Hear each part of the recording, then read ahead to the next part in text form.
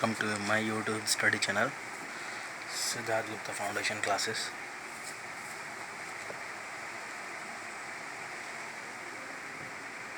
Today we will discuss about our new chapter, the chapter of civics, the Union Legislature.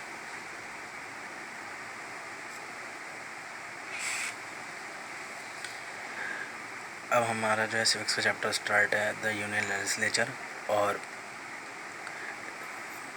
It means the union parliament. Legislature वो body होती है जो parliament से related होती है. हमारी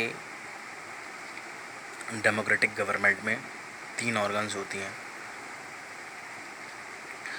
the legislative, the executive and the judiciary.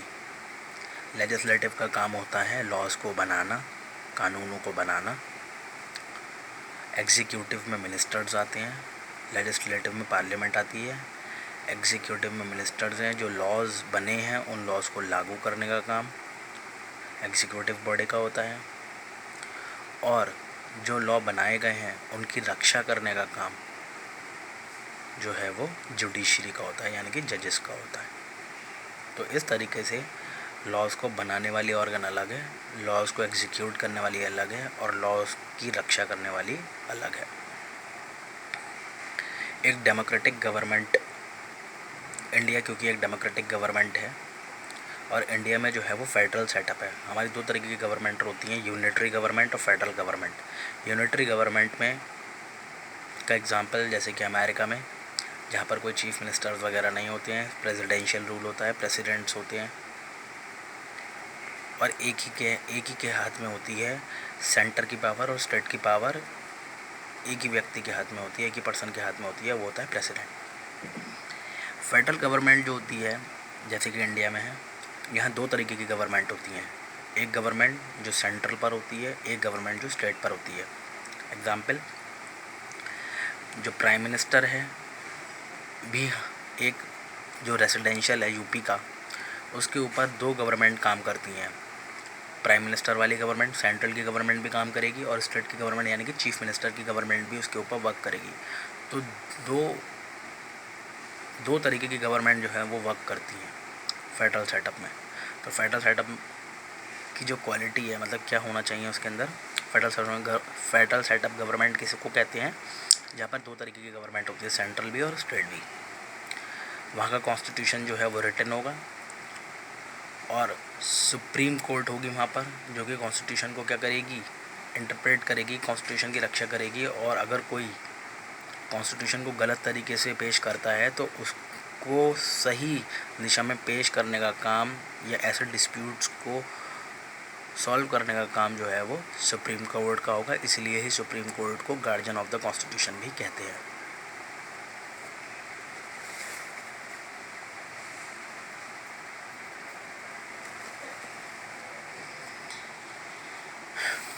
अब आता है कि पार्लियामेंट जो है हमारी क्या होती है. तो पार्लियामेंट हमारी लेजिस्लेटिव बॉडी होती है, और पार्लियामेंट के अंदर जो कंपोजिशन ऑफ पार्लियामेंट है, पार्लियामेंट किससे मिलकर बनी है, उसमें प्रेसिडेंट भी होगा, उसमें लोकसभा भी होगी, और उसमें राज्यसभा भी होगी.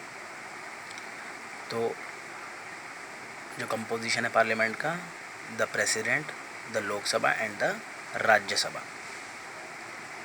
प्रेसिडेंट सबको पता ही है प्रेसिडेंट क्या होता है, हमारे देश का राष्ट्रपति, और वो जो है इनडायरेक्टली चुना जाता है. डायरेक्टली नहीं उसको इलेक्ट किया जाता है, इनडायरेक्टली किया जाता है. किसके द्वारा, by the members of Lok Sabha and Rajya Sabha. Lok Sabha और राज्यसभा के मेंबर्स के द्वारा जो है प्रेसिडेंट का चुनाव होता है, उसको इलेक्ट किया जाता है. उसके डायरेक्ट इलेक्शंस नहीं होते, उसमें कोई वोट्स नहीं डलते हैं. डायरेक्ट इलेक्शन हमारे देश में प्राइम मिनिस्टर और चीफ मिनिस्टर का होता है.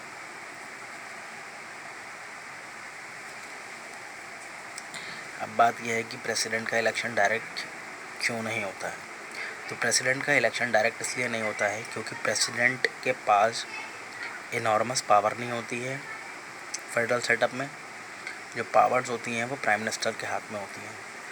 अब क्योंकि प्रेसिडेंट के हाथ में वो पावर्स नहीं होती, केवल दिखावे के लिए होती हैं.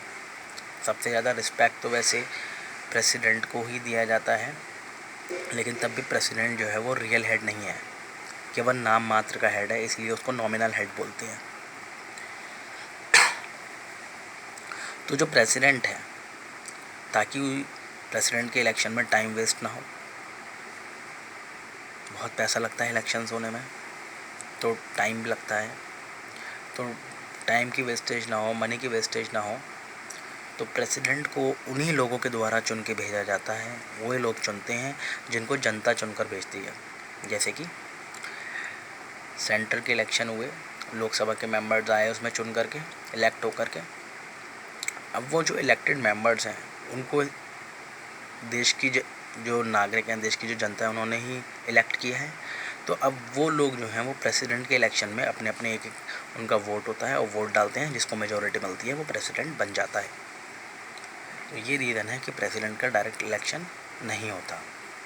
और इससे ये फेवर भी होता है कि जिन प्रेसिडेंट जो है वो ज़्यादातर किस गवर्नमेंट का बनेगा, जो सेंट्रल में होगी। क्यों? क्योंकि उसके लोकसभा में मेंबर ज़्यादा होंगे।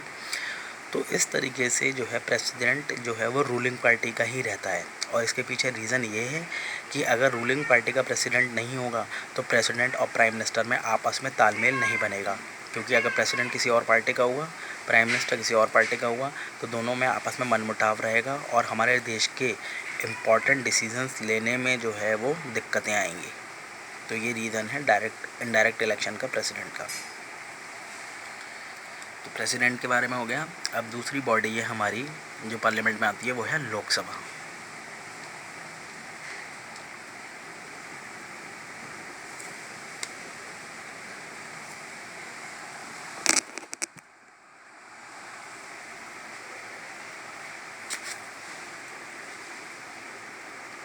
लोकसभा क्या है?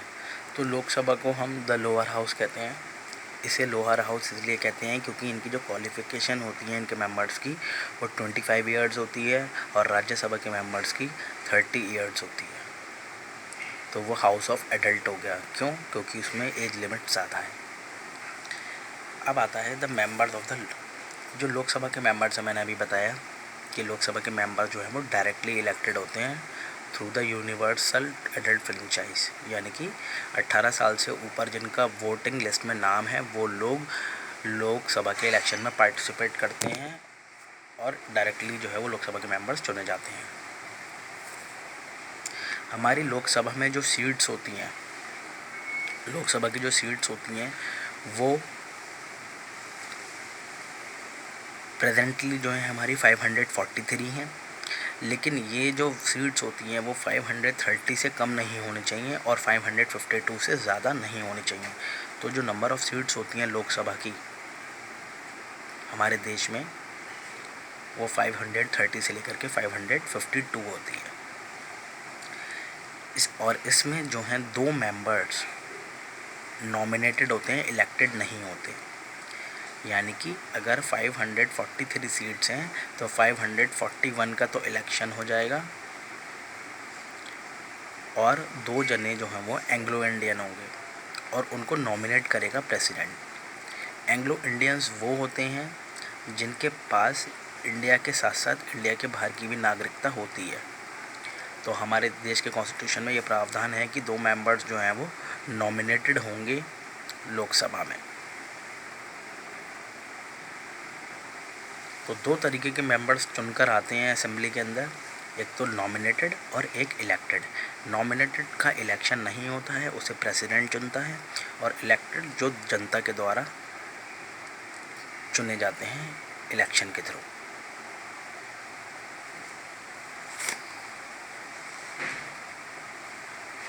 तो ये तो था कंपोजिशन ऑफ लोकसभा कि द नंबर ऑफ सीट्स कितनी है, 530 से 552, in which 2 members are Anglo Indian which are nominated by the president, जो कि प्रेसिडेंट के द्वारा चुने जाते हैं या नामांकित किए जाते हैं।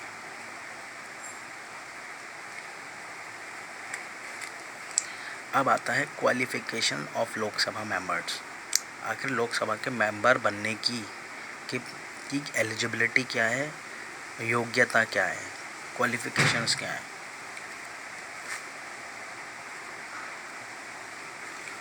तो क्वालिफिकेशन क्या है? सबसे पहले हमारे भारत का नागरिक होना चाहिए, should be an Indian citizen. कम से कम 25 ईयर्स की एज होनी चाहिए। लोकसभा का मेंबर बनने के लिए। अगर 25 ईयर्स से कम होगा तो लोकसभा का मेंबर नहीं बन सकता, और अगर बन गया धोखे से तो जब इन्वेस्टिगेशन होगी तब उसको हटा दिया जाएगा, उसको डिस्क्वालीफाई कर दिया जाएगा। उसका नाम जो है इलेक्टोरल लिस्ट में होना चाहिए, यानी कि इलेक्शन में लड़ने वाली लिस्ट में उसका नाम होना चाहिए, तभी वो बन सकता है। जिस समय वो लोकसभा का इलेक्शन लड़ रहा है जो भी व्यक्ति, उस समय उसके पास कोई भी गवर्नमेंट जॉब नहीं होनी चाहिए। अगर कोई गवर्नमेंट जॉब होती है तो उसे गवर्नमेंट जॉब छोड़नी पड़ेगी, तभी उसके बाद ही वो लोकसभा का इलेक्शन जो है वो लड़ सकता है। तो एक साथ दो नौकरियां, एक साथ कोई भी जना सरकार से दो जगह से पैसा नहीं ले सकता। एक ही जगह पर उसे जॉब करनी होगी, दूसरी जगह से जॉब उसे छोड़नी होगी। तो उसका कोई ऑफिस ऑफ प्रॉफिट नहीं होना चाहिए अंडर द गवर्नमेंट, और अगर ऐसा पाया गया तो उसको डिस्क्वालीफाई कर दिया जाएगा। और जितनी भी क्वालिफ़िकेशंस हैं जो टाइम टू टाइम चेंज होती रहती हैं पार्लियामेंट के थ्रू, जो पार्लियामेंट की रिक्वायरमेंट के थ्रू, वो क्वालिफ़िकेशंस लोकसभा के मेंबर्स की होनी चाहिए। जैसे कि कोई क्रिमिनल रिकॉर्ड नहीं होना चाहिए लोकसभा के मेंबर का। Should be sound mind, sound mind का होना चाहिए, पागल नहीं होना चाहिए, अनसाउंड माइंड का नहीं होना चाहिए। उसके ऊपर हमारा सरकार का कोई कर्जा नहीं होना चाहिए, कोई डेट नहीं होना चाहिए। Should B and insolvent. तो ये कुछ क्वालिफ़िकेशंस और हैं जो इसमें आती हैं, ठीक है। और अगर कुछ और क्वालिफ़िकेशंस हैं जो टाइम टू टाइम चेंज होती हैं, तो वो क्वालिफ़िकेशन होनी चाहिए लोकसभा के मेंबर्स बनने के लिए। तो ये हमारी जो है वो क्वालिफ़िकेशन ऑफ लोकसभा मेंबर्स है।